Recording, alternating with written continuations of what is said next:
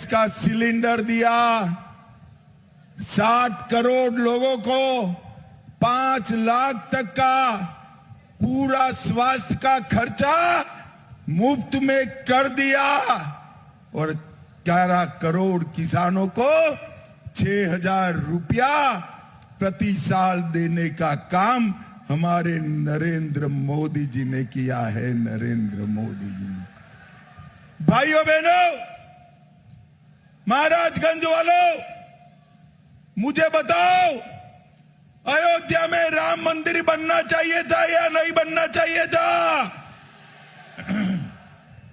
अरे जोर से बोलो, राम लल्ला तक आवाज जानी चाहिए।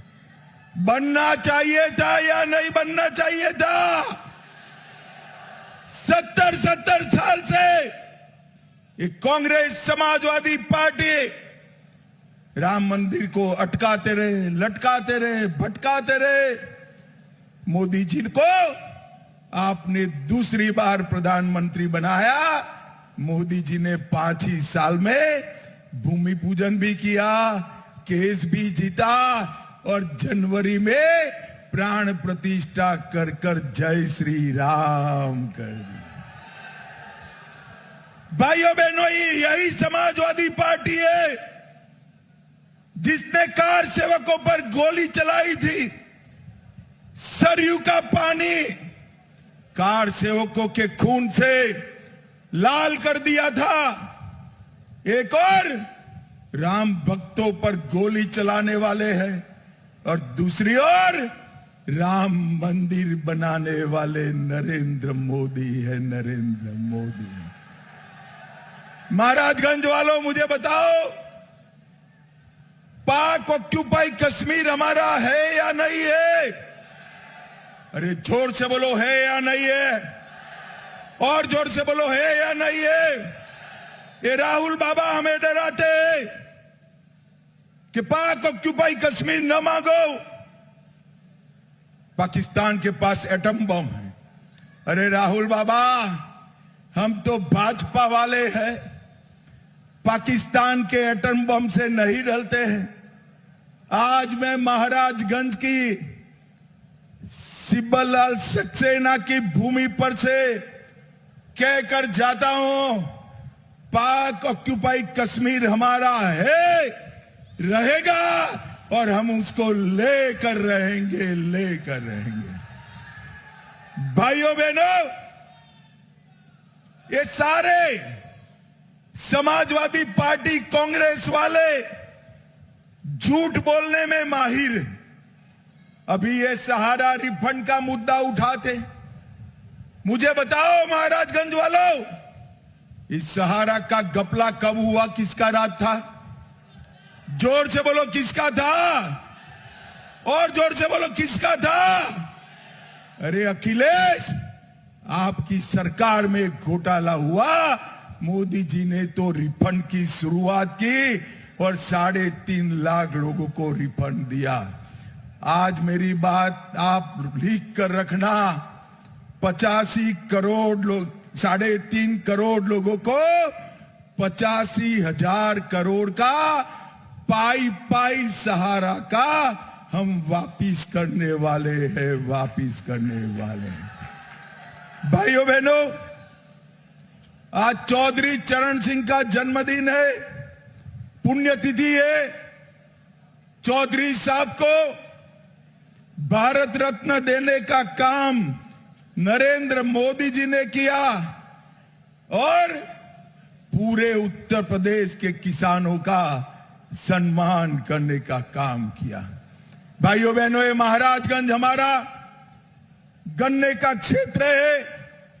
यहां 4 चीनी मिलें थी, 3 बंद गई और उसको बसपा ने निजी क्षेत्र में बेच दिया।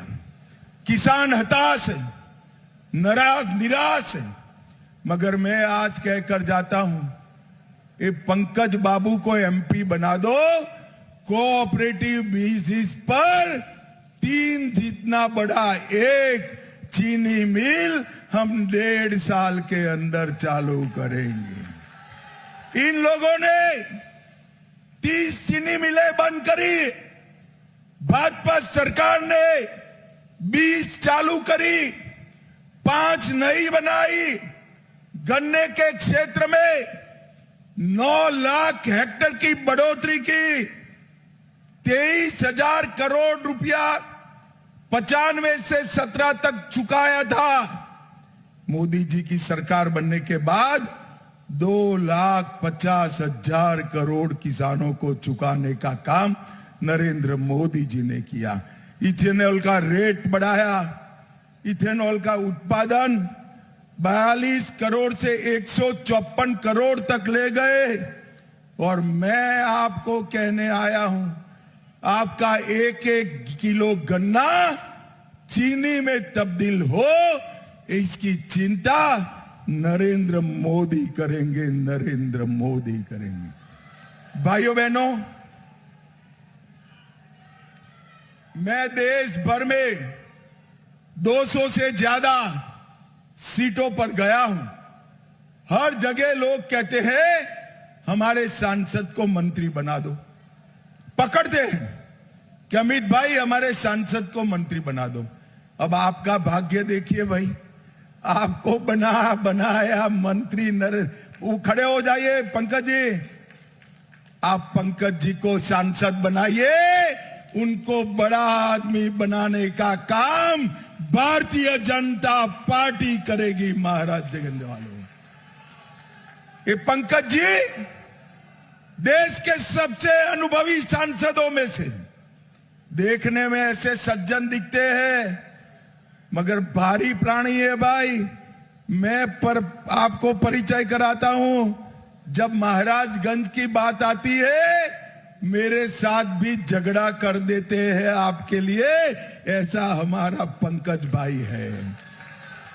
उन्होंने पडरौना से पीलीभीत हाईवे बनाया, परतावल से गोरखपुर 4 लेन रोड बनाया, महाराजगंज बाईपास ठुटी बारी बाईपास का निर्माण किया, चौक परसोनी से निचलोल पुरेना मार्ग का नवीनीकरण किया, निचलोल से पुरेना के अलावे महाराजगंज में 220 केवी का उपकेंद्र शुरू किया, 2,52,000 माताओं को गैस का सिलेंडर दिया, 64,000 गरीबों को घर दिया, 4,32,000 घरों में नल से जल दिया, 4,54,000 शौचालय बनाए, 4,41,000 किसानों को किसान सम्मान निधि दिया। भाइयों बहनों, ये मैं इसलिए बोल रहा हूं कि मेरा चुनाव समाप्त हो गया है। अगर मेरे क्षेत्र में सुनेंगे तो कहेंगे अमित भाई आप तो निकम्मे सांसद हो, पंकज जी ने इतना सारा किया, आपने तो कुछ नहीं किया। भाइयों बहनों, बहुत अनुभवी, मेरी पार्टी में सबसे अनुभवी सांसद में से एक हमारे पंकज चौधरी हैं। दिया लेकर ढूंढोगे ना तो भी ऐसा सांसद नहीं मिलेगा। महाराजगंज वालों, गलती मत करना, प्रचंड बहुमत के साथ पंकज जी को जिताकर संसद में भेजी। बैठिए पंकज जी। भाइयों बहनों, ऐसा होने वाला नहीं है, मगर मान लो हो गया, ये राहुल बाबा जीत गए तो एक घमंडिया गठबंधन का प्रधानमंत्री कौन बनेगा? कोई है? जरा बोलो भाई, कोई है? अरे चलो एक एक कर मैं नाम कहता हूं। शरद पवार बन सकते हैं क्या? अरे जोर से ना बोलो भाई, बन सकते हैं? उद्धव ठाकरे, ममता बनर्जी, अखिलेश बाबू, अब हंसना मत, जरा भी मत हंसना, राहुल बाबा बन सकते हैं। अरे क्यों हंसे भाई? बन सकते हैं क्या? इनके पास प्रधानमंत्री पद का प्रत्याशी ही नहीं। ये पत्रकारों ने उनको पूछा कि आपका प्रधानमंत्री कौन? तो ये कहते हैं बारी बारी 5 साल एक एक जना बनेगा। बोलो भाइयों बहनों, ये परचूरन की दुकान नहीं है। 130 करोड़ का महान भारत है। बारी बारी प्रधानमंत्री चल सकता है क्या? जोर से बोलो, चल सकता है? मुझे जवाब देना, पाकिस्तान को मुंह तोड़ जवाब कौन दे सकता है? कौन दे सकता है? जोर से बोलो, कौन दे सकता है? 60 करोड़ गरीबों के घर में गैस, बिजली, पानी, शौचालय, खाना कौन पहुंचा सकता है? कोरोना से कौन बचा सकता है? दुनिया में भारत का डंका कौन बजा सकता है? भाइयों बहनों, मैं जहां भी जाता हूं सब जगह ये मोदी मोदी मोदी मोदी आता है। भाइयों बहनों, ये मोदी मोदी का नारा विकसित भारत का नारा बना है। और आज उत्सव है लोकतंत्र का। 1 तारीख को इतनी चिलचिलाती धूप में मत जाइएगा। माताएं बहनें को कहता हूं, जब तक वोट डालकर ना आए चाय मत पिलाना। वोट डालने के बाद ही घर वाले को चाय पिलाना, ठीक है ना? वोटिंग करोगे क्या? पंकज जी को प्रचंड बहुमत से जिताओगे? मोदी जी को फिर से प्रधानमंत्री बनाओगे? तो मेरे साथ दोनों हाथ उठाइए, उठाइए दोनों हाथ। विजय के संकल्प की मुट्ठी भींच कर बोलिए, जय श्री राम, जय जय श्री राम। भारत माता की वंदे वंदे वंदे।